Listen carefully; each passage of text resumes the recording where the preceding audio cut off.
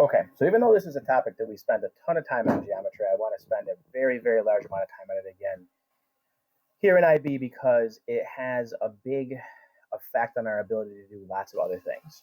So finding the equation of line, it's something that should be very, very straightforward and very routine to do because it works the same way all the time, even though in IB they ask us for 3 different forms. None of that matters because it should follow the same exact process each time in terms of we have to find 2 things, put it into a formula, and then possibly manipulate that formula algebraically to get what we want out of the end. Okay, so number 1, there's 3 forms that we're supposed to be able to deal with. Okay, good news, we get all of them on the formula sheet. There's the point gradient, point slope form, which if you had me, this is the one that we use, and it's the most important one out of all 3 of them because this is where we're going to start all line equations. There's other methods to do this, but they're not as good and they're not as easy and they're not as routine, okay?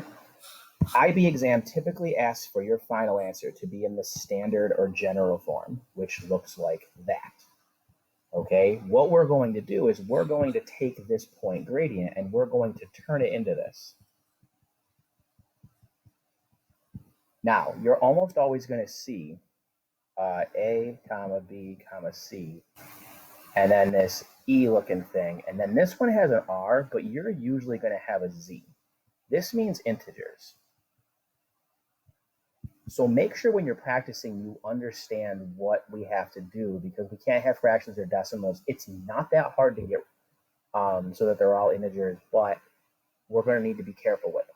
All right, now the third form and the one that we are probably the most familiar with, all right, is called slope-intercept form or gradient-intercept form. And this is the one that probably you spent the most time on in geometry, especially if you didn't have me for geometry, because this is the one that everybody else uses because it's the one that we as teachers were all taught when we were in school.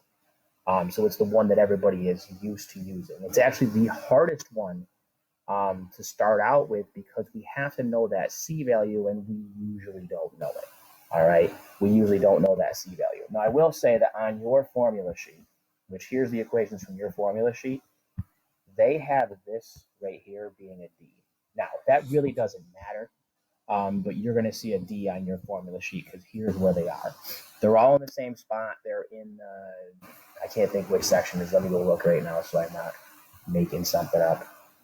They're in the function section because you typically use these equations when you're dealing with functions. So that's why they're in there, okay? So that's the kind of the intro. I'm going to do a little other video here where I talk about specifically what do you have to do, and then we'll get into solving some problems.